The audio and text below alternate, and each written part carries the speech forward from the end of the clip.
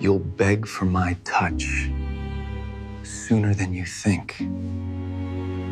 Natasha Pierce wiped the fog from her camera lens and squinted through the viewfinder. The mountain peak rose before her like a frozen cathedral, its slopes draped in snow that glittered under the afternoon sun. She had been tracking the rare snow leopards for 3 weeks. Today, finally, she had found their trail. Her documentary crew had returned to base camp hours ago, but Natasha stayed behind. This was her passion, her purpose. The world made sense through a camera lens in ways it never did in real life. Out here, with just the wind and wilderness, she felt truly free. The first gunshot shattered that peace-like glass. Natasha dropped behind a boulder, her heart hammering against her ribs. The sound echoed off the mountain walls, making it impossible to tell where it came from. Then she heard voices, sharp and angry, carried on the wind. She crawled forward, staying low, and peered around the rock. Below her, on a narrow service road that cut through the mountain pass, 3 black vehicles sat in a semicircle. Men in dark suits moved with military precision surrounding a 4th car, a sleek silver sedan that looked out of place in this wilderness. Someone stumbled from the silver car. A man, tall and lean, his expensive coat torn at the shoulder. Even from this distance, Natasha recognized him. Julian Frost.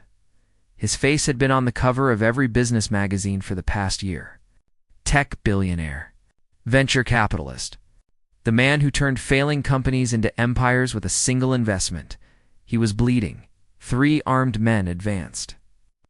On him while he backed toward the cliff edge. One of them raised a gun.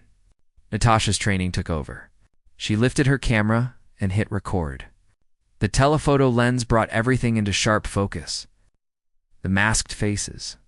The weapons. Julian's desperate attempt to reason with them. The gunman fired. Julian twisted. And the bullet struck the car behind him instead. He lunged forward, fighting with a skill that surprised Natasha. He disarmed one attacker, but there were too many. They forced him to his knees at the cliff's edge. Natasha's hands shook as she kept filming. She should run. Call for help. But her phone had no signal up here. The nearest ranger station was miles away. Then everything changed. A helicopter appeared over the ridge. Black and predatory. It descended with military precision, and armed men rappelled down before it even touched the ground. The attackers scattered, firing wildly as they fled into the forest. The newcomers didn't chase them. They formed a protective circle around Julian instead. One man stepped forward from the helicopter. Older than the others, with gray hair and a commander's bearing, Marcus Webb, Natasha realized. She had researched Julian's company thoroughly before coming to these mountains. Webb was his head of security, former special forces, and fiercely loyal. Webb helped Julian to his feet. Even injured, Julian stood with a presence that commanded attention. He scanned the mountainside with eyes that missed nothing. Then those eyes found her. Natasha froze. For a moment that stretched like eternity, Julian stared directly at her hiding spot. He couldn't possibly see her from that distance, could he? But then he raised one hand and pointed. Webb followed his gaze. And suddenly 6 armed men were moving up the slope toward her. She ran, nowhere to hide. The camera bag slammed against her back as Natasha sprinted through the snow. Her hiking boots found purchase on ice-licked rocks. Behind her, she heard the crunch of footsteps, steady and relentless. The forest closed around her, pine branches heavy with snow. She knew these trails, had hiked them a dozen times while tracking the leopards. There was a ranger's cabin 2 miles west. If she could reach it, barricade herself inside, maybe she could wait them out. A branch cracked under her foot. She stumbled, caught herself, and pushed forward. Her lungs burned in the thin mountain air. The footsteps behind her never slowed. She broke through the tree line and nearly fell off a ledge. Below, a frozen stream cut through a narrow gorge. Above the ridge she had just descended, and standing between her and escape was Julian Frost. He appeared so suddenly she skidded to a halt, nearly tumbling backward. He caught her arm, his grip gentle but unbreakable. Up close, he was more striking than any photograph could capture. Sharp cheekbones, eyes like winter storms, and a presence that filled the space between them. Blood stained his shoulder, but he stood steady as stone. "Don't run," he said quietly. His voice was deep, controlled, the kind of voice that expected to be obeyed. "You'll break your neck on this ice." Natasha wrenched against his hold. "Let me go. I can't do that." He released her arm but didn't step back. "You filmed what happened down there. I'll delete it." The words tumbled out desperate. "I won't tell anyone. I just want to go home." Something flickered in his expression. Not quite sympathy, but not cruelty either. "Those men saw my security team arrive. They saw you with that camera. By tonight, they'll know who you are. By tomorrow morning, they'll come for you. You don't know that? Victor Kane sent those men." Julian's jaw tightened. "He's trying to kill me because I refuse to fund his weapons program. He doesn't leave witnesses. Ever." Webb appeared through the trees with 4 other men. They fanned out, creating a perimeter. Julian never looked away from Natasha. "You have 2 choices," he said. "Come with me now, under my protection, or go home and wait for Kane's people to find you. They're professionals. You won't see them coming. It's not a choice. That's kidnapping. That's survival." He stepped closer, and despite everything, Natasha felt heat radiating from him, cutting through the mountain cold. "I won't let them hurt you, but you have to trust me. I don't even know you." His lips curved in something that wasn't quite a smile. "You will." Julian nodded to Webb, who produced a satellite phone. "Call your friend Grace. Tell her you're extending your shoot for another week. Make it convincing. And if I refuse, then I make the call for you, and you spend that week wondering if she's safe too." His eyes held hers, storm gray and absolutely certain. "Kane will use anyone connected to you to draw you out. Your friend? Your brother Thomas? Everyone you care about becomes a target the moment you leave here unprotected." The words hit like physical blows. Thomas was in college, studying marine biology, completely unaware of the danger. Grace was probably already worried. Waiting for Natasha's daily check-in call, Natasha took the phone with numb fingers as she dialed. Julian spoke again, so softly only she could hear. "I know this is terrifying. I know you want to run, but I promise you, Natasha Pierce, you're safer with me than anywhere else in the world." He knew her name. He had researched her just as she had researched him. The phone rang. Grace answered on the second ring. Natasha forced brightness into her voice and lied to her best friend for the first time in their lives. When she ended the call, Julian took the phone back and offered his hand. "The helicopter is waiting." Natasha looked at his outstretched hand, at the blood on his shoulder, at the armed men surrounding them. She thought of Thomas laughing at his last birthday party. Of Grace, who would come looking if Natasha disappeared. She took Julian's hand. His fingers closed around hers. Warm despite the cold, and he led her up the mountain toward the waiting helicopter. As they lifted off, Natasha watched her research camp disappear below. Watched the mountains that had been her sanctuary transform into memory. Julian sat across from her, his expression unreadable. "Welcome to my world," he said. And Natasha realized her documentary about survival in the wild was about to become something far more dangerous. The helicopter descended through clouds that clung to the mountain peaks like silk scarves. Natasha pressed her face to the window, watching as civilization emerged below. Not a city, but something else entirely.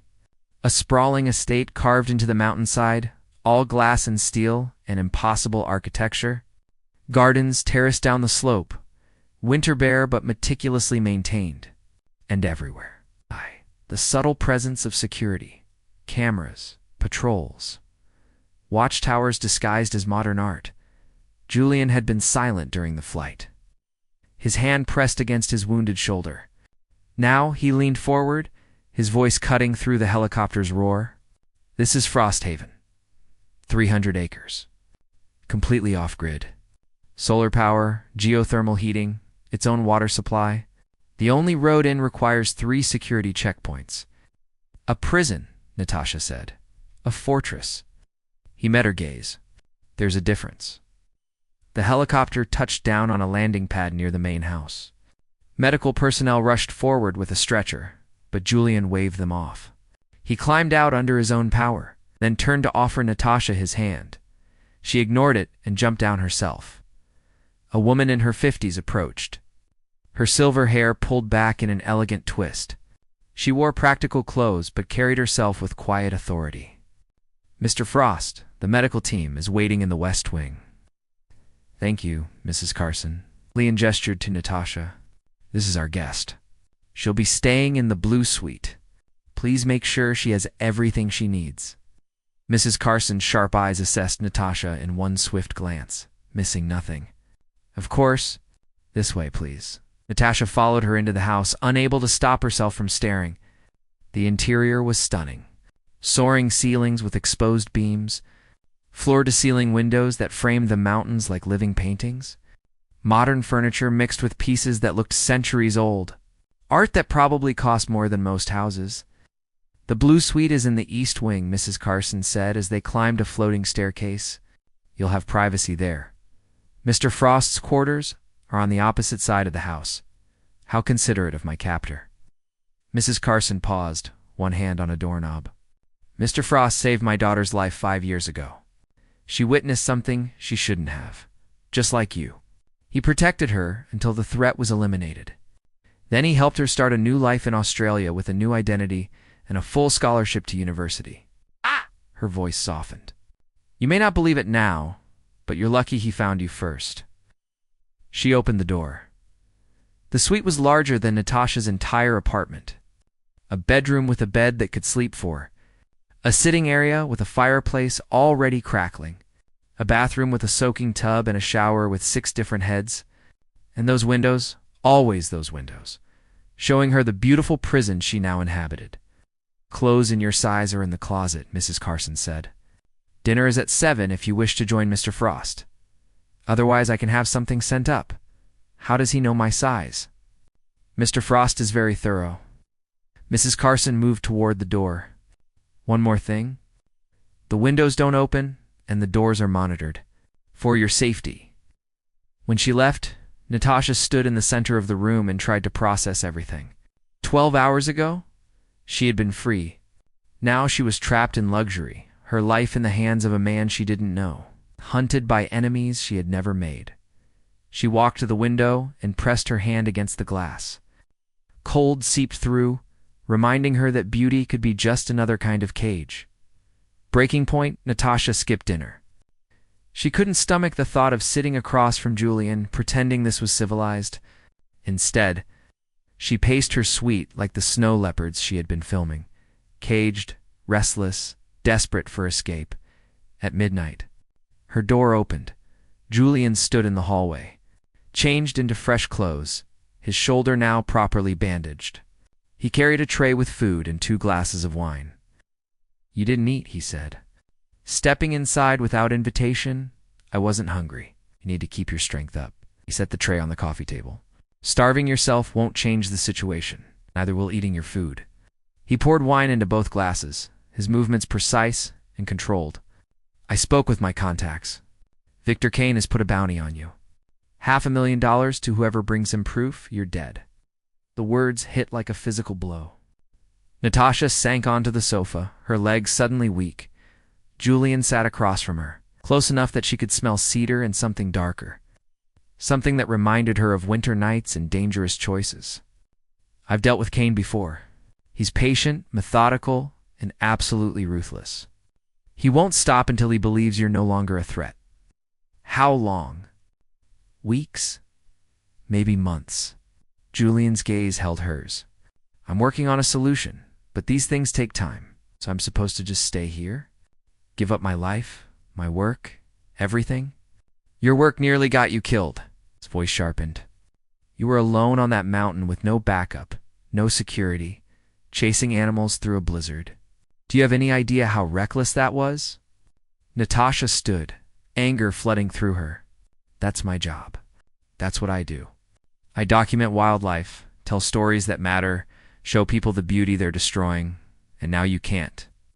He rose too, towering over her.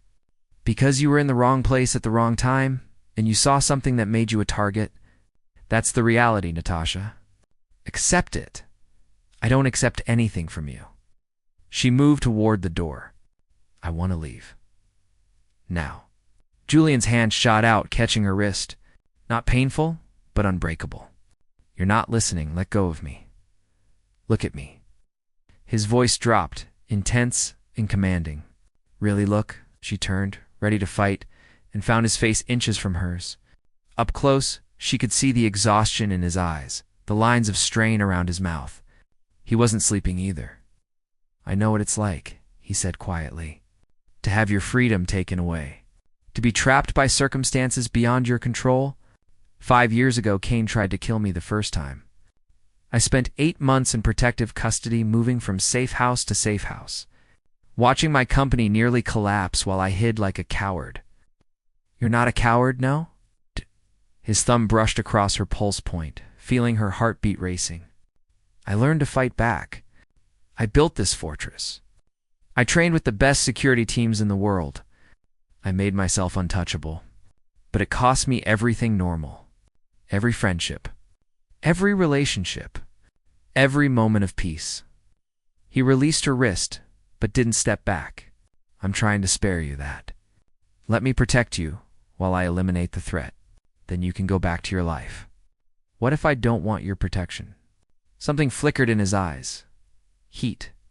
Challenge. Then you're more foolish than I thought. They stood there, the air between them crackling with tension. Natasha's heart hammered, but not from fear. From something far more dangerous.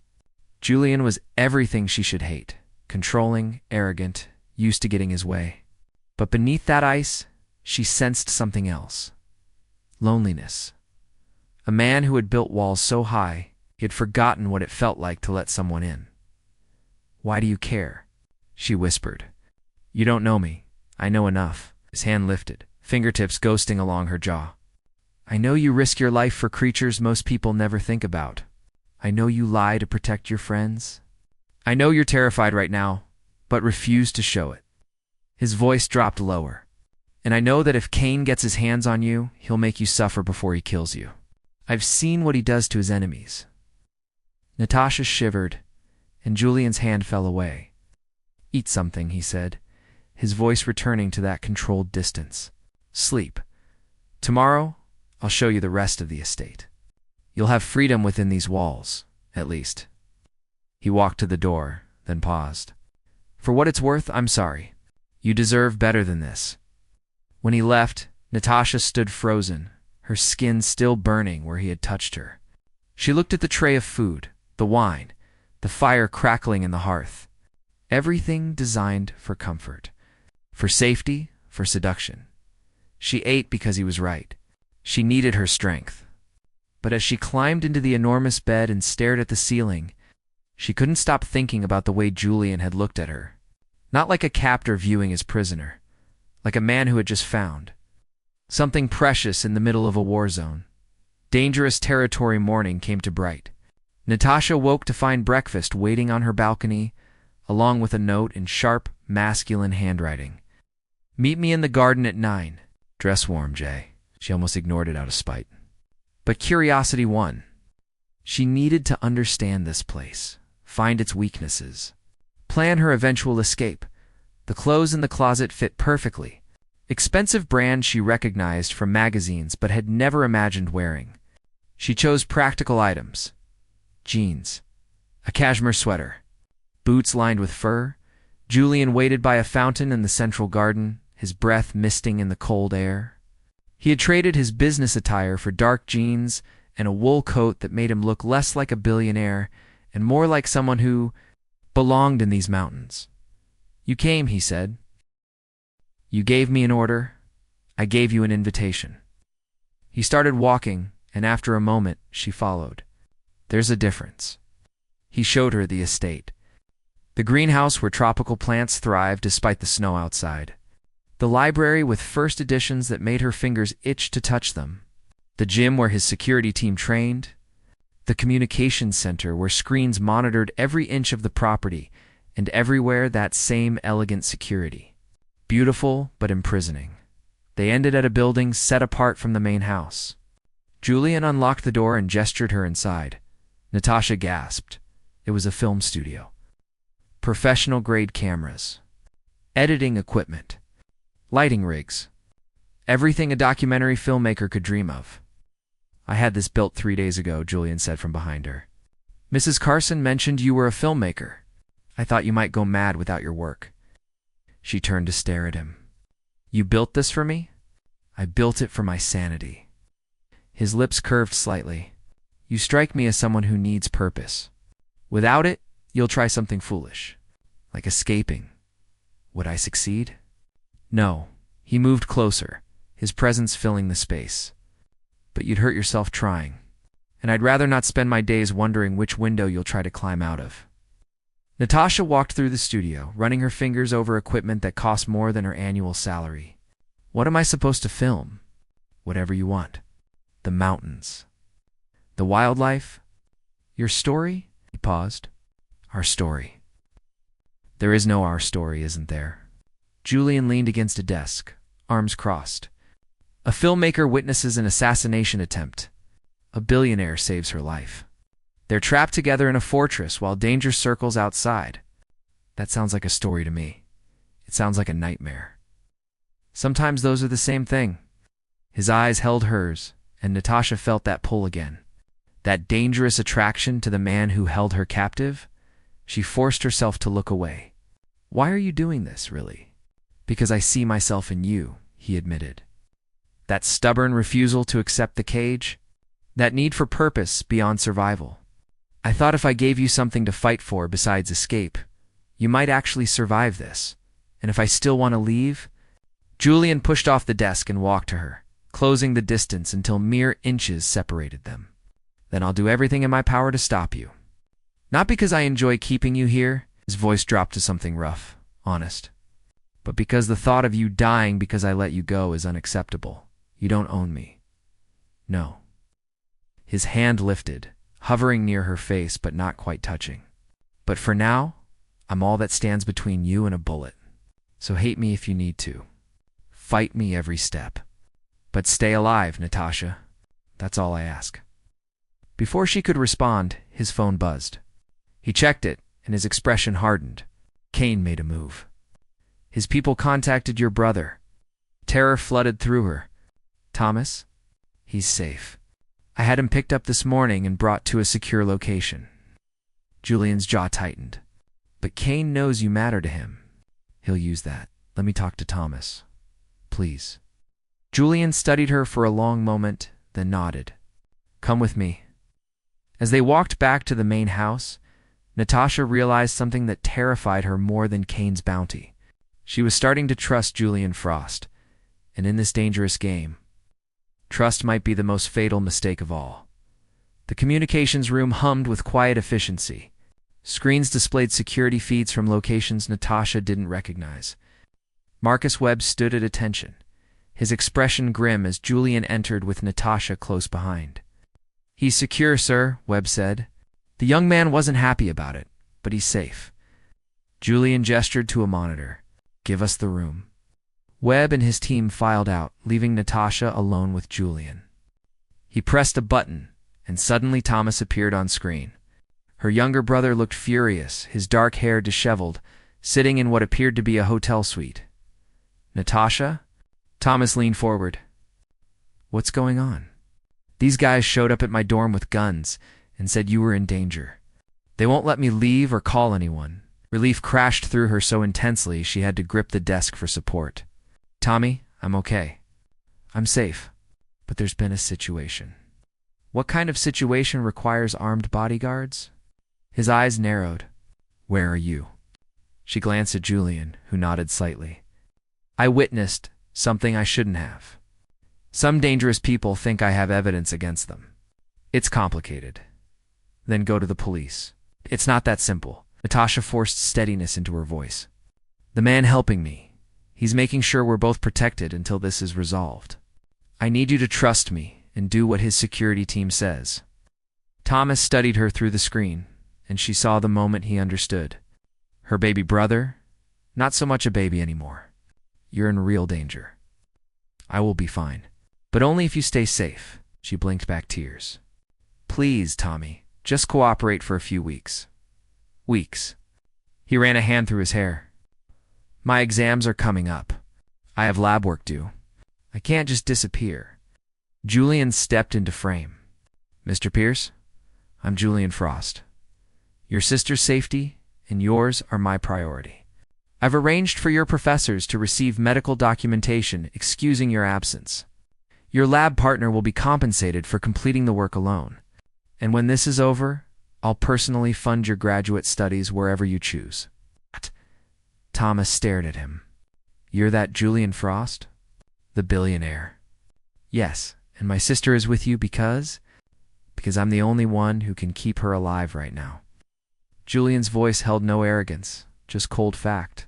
Victor Kane has placed a contract on her life. $500,000. Professional killers are already searching for her.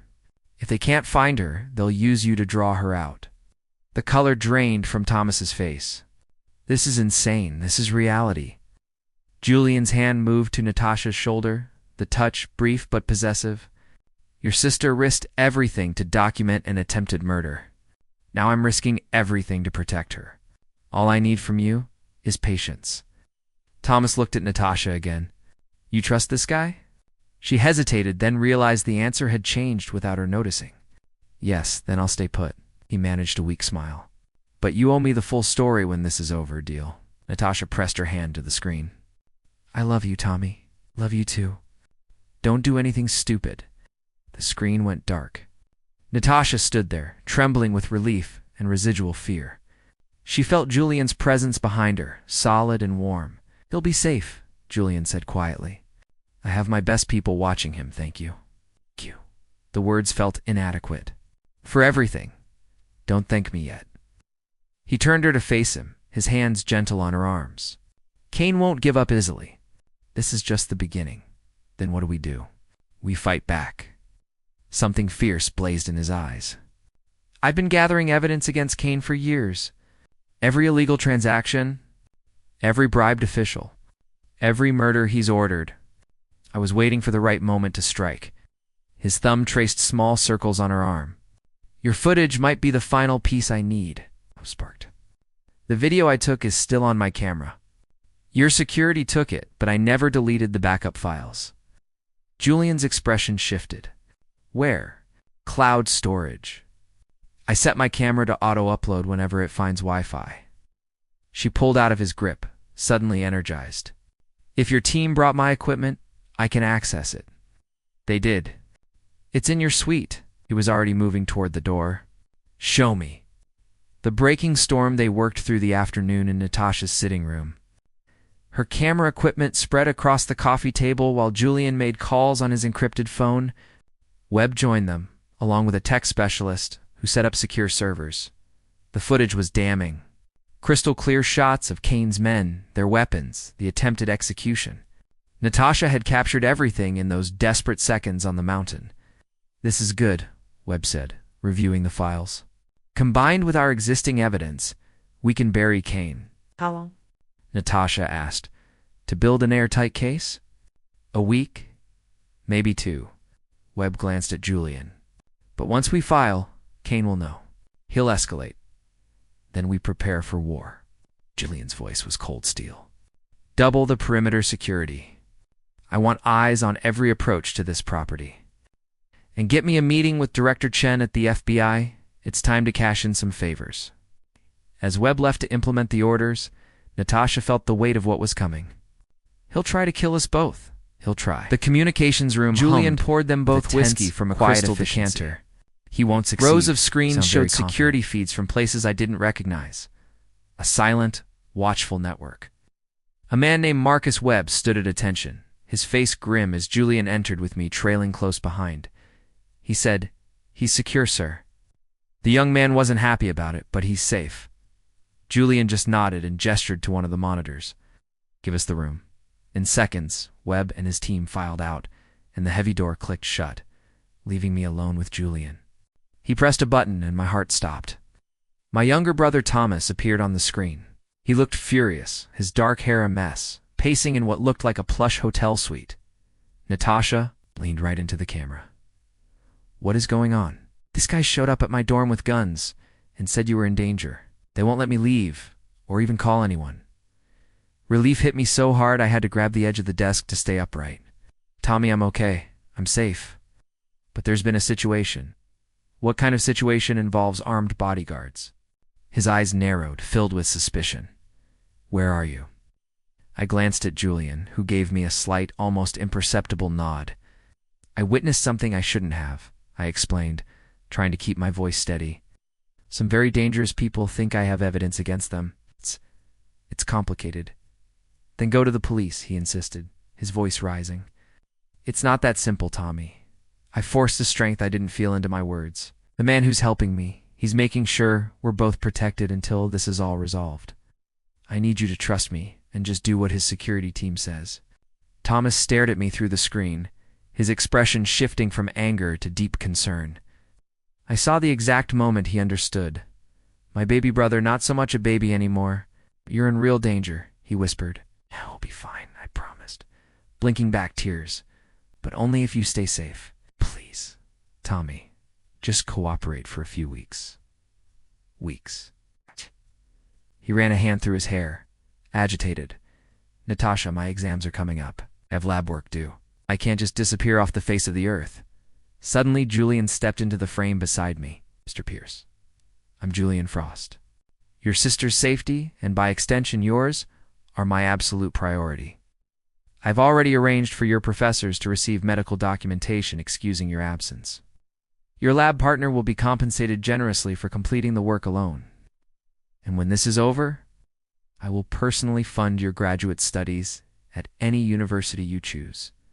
Thomas just stared, his mouth slightly open. Your asterisk? That asterisk Julian Frost? The billionaire? Yes, Julian confirmed. And my sister is with you because... Thomas's question hung in the air. Because I'm the only one who can keep her alive right now. Julian's voice wasn't arrogant. Just a statement of cold, hard fact. Victor Kane has placed a contract on her life. $500,000. Professional killers are already searching for her. They can't find her. Julian's voice dropped. They will use you to draw her out. The color drained from my brother's face. This is insane. This is our reality, Julian said. His hand came to rest on my shoulder, a brief but possessive touch that sent a shiver through me. Your sister risked everything to document an attempted murder. Now, I am risking everything to protect her. All I need from you is patience. Thomas's eyes found mine again. You trust this guy? He asked softly. I hesitated for a split second, then realized the answer had changed somewhere along the way. Yes, I said, surprised by my own conviction. Yes, I do. Then I'll stay put, he said, managing a weak smile. But you owe me the full story when this is over. Deal, I whispered, pressing my hand to the screen as if I could touch him. I love you, Tommy. Love you too. Don't do anything stupid. And then the screen went dark. I stood there, trembling with a cocktail of relief and leftover fear. I could feel Julian's presence behind me, a solid, warm anchor in the storm. He'll be safe, he said quietly. I have my best people watching him. Thank you, I said, the words feeling completely inadequate. For everything, don't thank me yet. He gently turned me to face him, his hands resting on my arms. Kane won't give up easily. This is just the beginning. Then what do we do? I asked, my voice barely a whisper. We fight back. A fierce, dangerous light blazed in his eyes. I've been gathering evidence against Kane for years. Every illegal transaction, every bribed official, every murder he's ever ordered. I was waiting for the right moment to strike. His thumb traced small, distracting circles on my arm. Your footage might just be the final piece I need. Hope, bright and sharp, sparked inside me. The video I took. It's still on my camera. Your security took it, but I never deleted the backup files. Julian's expression sharpened. Where? Cloud storage, I said, a new energy surging through me. I set my camera to auto-upload whenever it finds a Wi-Fi signal. If your team brought my equipment, I can access it. They did. It's in your suite, he said, already moving toward the door. Show me. We spent the afternoon in my sitting room, my camera equipment spread across the coffee table like a surgeon's tools. Julian was on his encrypted phone, his voice low and commanding. Marcus Webb joined us, along with a tech specialist who immediately started setting up secure servers. The footage was damning. Crystal clear shots of Kane's men, their weapons, the chillingly casual attempt at an execution. In those few desperate seconds on the mountain, I had captured everything. "This is good," Webb said, his eyes glued to the screen. "Combined with our existing evidence, we can bury Kane." "How long?" I asked, my hands clenched. "To build an airtight case? A week, maybe 2? Webb replied, glancing at Julian. "But once we file, Kane will know. We'll escalate. Then we prepare for war." Julian's voice was like cold steel. "Double the perimeter security. I want eyes on every possible approach to this property. And get me a meeting with Director Chen at the FBI. It's time to cash in some favors." As Webb left to carry out the orders, the full weight of what was coming crashed down on me. "He'll try to kill us both," I stated. Not as a question, but as a fact. "He'll try," Julian said, pouring amber liquid from a crystal decanter into 2 glasses. "Won't succeed." "You sound very confident." "I've survived 3 attempts on my life," he said, handing me a glass. "I fully intend to survive many more." I took a sip, the burn of the whiskey grounding me. "Why does he hate you so much?" Julian settled into the chair across from me, his gaze becoming distant. 5 years ago, Kane came to me with a business proposal. He wanted funding to build a private military company, mercenaries for hire to the highest bidder. He already had clients lined up: dictators, warlords, terrorist organizations. "You refused," I guessed. I exposed him. Julian's jaw tightened. I sent evidence of his plans to every intelligence agency I could reach. His operation fell apart before it even began. He lost billions in projected revenue, and more importantly, the respect of the criminal underworld. Men like Kane don't forgive something like that. "So this is my fault," I said, setting my glass down. "I got caught in your war." "No."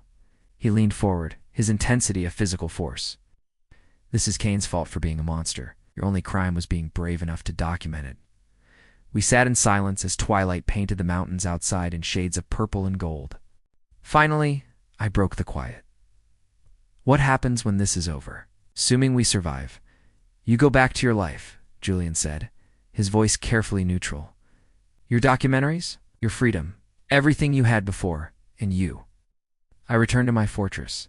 He offered a small smile, but it didn't reach his eyes. "Same as always. That sounds lonely." "It's safe," he countered, "and safety requires sacrifice." I got up and joined him at the window, standing so close that our reflections merged in the darkening glass. "Maybe safety isn't worth living for if you have to live like that," says the woman who climbs mountains alone, he murmured. "Says the man who built a prison and calls it home," I shot back, turning to face him. "We're not so different. You and I, we both hide from the world, just use the wilderness instead of walls." He looked down at me, and I saw something shift in his expression, like ice beginning to crack.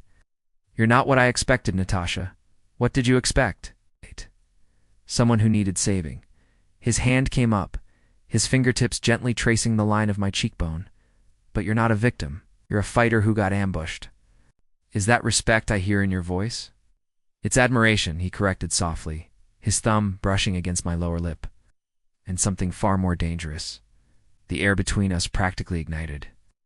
My breath caught in my throat as his other hand curved around my waist, pulling me closer until there was no space left between us. This was madness. He was my captor, my protector, the very reason my life had been turned upside down. Every rational thought screamed at me to push him away, to put distance between us. But instead I rose on my toes, met his gaze, and I kissed him. They lay tangled together, the fire casting shadows across their skin. Julian's fingers traced lazy patterns on her back while Natasha listened to his heartbeat slow. "I told myself I wouldn't do this," he admitted quietly. "That getting close to you would only make it harder when you leave." She felt his hand still when she replied, "Maybe I don't want to leave." He paused. "Don't say that." She propped herself up to look at him. "Why not? You think this was just physical? I think you're grateful to be alive and I'm convenient." His eyes betrayed him, showing a sliver of hope warring with deep-seated fear. Natasha leaned in and kissed his jaw. "And I think you're terrified," she whispered, "that someone might actually want to stay." His voice was a low rumble. "Everyone leaves eventually. Not everyone, she countered softly, settling back against his chest. Some of us are stubborn enough to stay and fight. Julian's arms tightened around her. Kane won't stop. Even if we destroy him legally, he has resources, connections. He'll send someone else. Then we deal with that together, she said, her voice firm. He shook his head. You don't understand what you're signing up for. She tilted her head back to meet his gaze, then explain it to me. All of it. So he did. As the fire died to embers, Julian told her everything. About the crushing loneliness of being untouchable. About watching his parents die in a car accident he suspected was no accident at all. About building an empire of steel and glass just to hide the frightened boy who wanted to feel safe. And in return, Natasha told him her truths. About growing up without a father. About using her camera to make sense of a chaotic world. About climbing mountains, because the summit was the only place she ever felt truly free. She whispered into the darkness. We're both running. Correct, just in different directions. Julian's voice was filled with a mix of wonder and terror. What if we stopped running? What if we just stood still and fought? Together, she asked. Together, he confirmed. Before she could answer, piercing alarms shattered the night. They dressed in a flash, Julian already on his phone. Report, he commanded. His head of security, Webb, came through, his voice tight with urgency. Perimeter breach. 6 hostiles, eastern approach. Professional team, heavy weapons. Julian's voice turned to ice. Lockdown protocol. Get her to the panic room. Natasha grabbed his arm. No, I'm not hiding while you fight. His eyes were hard. This isn't negotiable. She held his gaze. Neither am I. You said we fight together. That starts now. For a long moment, he just looked at her. Then, a sharp nod. Stay behind me. Do exactly as I say, understand? Yes, the house transformed around them. Steel shutters slammed down. Automated defenses whirred to life. Hidden panels revealed caches of weapons and surveillance monitors. It was like stepping into a fortress, or using the blind spot in Sector 7, Webb reported over the comms. Someone gave them our security layout. Julian's expression was deadly. Kane has a mole. We'll deal with that later. Right now, contain the breach. The next hour was controlled chaos. The sound of gunfire echoed through the mountains as Julian's team moved with military precision. But Kane's people were good. They adapted, probed for weaknesses, and refused to retreat. Natasha, with a small camera Webb had given her, documented everything evidence of Kane's desperation. Suddenly, the power cut out. Red emergency lights bathed everything in an eerie glow. Julian swore under his breath. Generator room. We're disabling our defenses. Webb started to move. I'll go. No, Julian stopped him. You coordinate from here. I know the backup systems. Natasha was at his side instantly. Coming with you, he started to protest. Natasha, we fight together, remember? His jaw clenched, but he nodded. They moved through darkened corridors, the sounds of combat growing distant. Halfway to the basement generator room, 2 of Kane's men appeared from a side passage. Julian moved like lightning, taking down the first with brutal efficiency. But the second got a shot off. The bullet grazed Julian's shoulder, the same one injured before. He stumbled. Without thinking, Natasha grabbed a fire extinguisher from the wall and swung it with all her might. The attacker went down hard. Julian stared at her, bleeding and amazed. You saved my life. She helped him up. We're even now. Can you make it? He looked at her, his eyes intense. With you. Yes. In the generator room, they found the backup systems sabotaged. Julian worked fast, his hands a blur as he rerouted power and bypassed damaged circuits, all while blood seeped through his shirt. Almost there, he muttered. Just need 2. The main lights blazed back to life. Above. They heard the roar of helicopters. Webb's voice crackled through the radio. FBI's here. Director Chen brought half the bureau. Hostiles are surrendering. Julian sagged against the control panel in relief. It's over. Not quite. A voice came from the doorway. Victor Kane himself stood there, gun leveled right at Natasha. He was older than in his photos, distinguished but with cold, dead eyes. Drop your weapon, Frost, or I paint these walls with her brain. Julian's gun clattered to the floor. Kane, how did you get in here? Kane laughed, a chilling sound. You think your FBI friends can touch me? I own half of them. I'll walk out of here, and in a week, I'll finish what I started. You're finished, Julian said quietly. Every crime, every bribe, every murder is documented. The evidence goes public if anything happens to us. Kane's finger tightened on the trigger, and I might as well take you both with me. In that split second, everything slowed down. Natasha saw Julian lunge forward. She saw the gun swing toward him. And she saw her own body moving, her camera bag flying through the air, striking Kane's hand. The shot went wide. Julian hit Kane like a freight train, and they went down in a tangle of limbs. Kane fought dirty, but Julian fought for something more than survival. He fought for her. When Webb and his team burst in, Julian had Kane pinned, unconscious. FBI agents swarmed the room, Director Chen surveying the scene. "Victor Kane," she declared, "you're under arrest." She nodded to Julian. "Good work, Frost." As they dragged Kane away, Julian turned to Natasha. Blood streaked his face. His shoulder was a mess, but his eyes held nothing but relief. "It's really over," she whispered. He pulled her close. "The immediate threat is, but his people will want revenge." Natasha looked up at him. "And I guess I'm staying." He pulled back, surprised. "What?" She cupped his face. "You heard me. Someone needs to document the fall of his empire. Someone needs to remind you that fortresses work better with two people defending them." His voice was laced with disbelief. "You'd give up your freedom? Your mountains?" She smiled and kissed him softly. "I'd trade one kind of freedom for another." "Mountains are beautiful, Julian, but they're lonely. And I'm tired of being alone. I love you." The words burst from him, raw and honest. I tried not to. "But from the moment I saw you on that mountain, something in me recognized you." Natasha laughed, giddy with relief and joy. "I love you too, you arrogant, controlling, impossibly stubborn man." They kissed, right there in the generator room, as the first light of dawn painted the mountains gold. Julian whispered against her hair, "Welcome home, Natasha Pierce." She smiled. "Oh." "Welcome to being human, Julian Frost." 6 months later, Natasha's documentary, titled Fortress, premiered at Sundance to a standing ovation. Kane's empire had crumbled. Justice was being served. Julian's security company now protected others from men like Kane. But for Natasha, what mattered most were the quiet evenings when Julian came home to their fortress, now truly a home. One night, he led her to a new studio he'd built. The walls were covered with her photographs, her life's work, and new ones of them together. "I thought we could start a foundation," he said, his voice soft, "to fund wildlife documentaries, to protect the filmmakers who risk everything to tell important stories."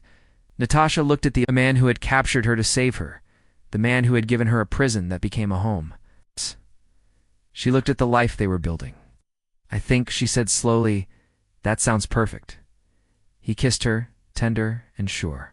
In the fortress they built together, two broken people found healing, purpose, and a love that proved even the coldest hearts can burn the brightest when they finally let someone in. Thanks for watching. If you enjoyed this story, don't forget to like, subscribe, and hit that notification bell for more. See you next time.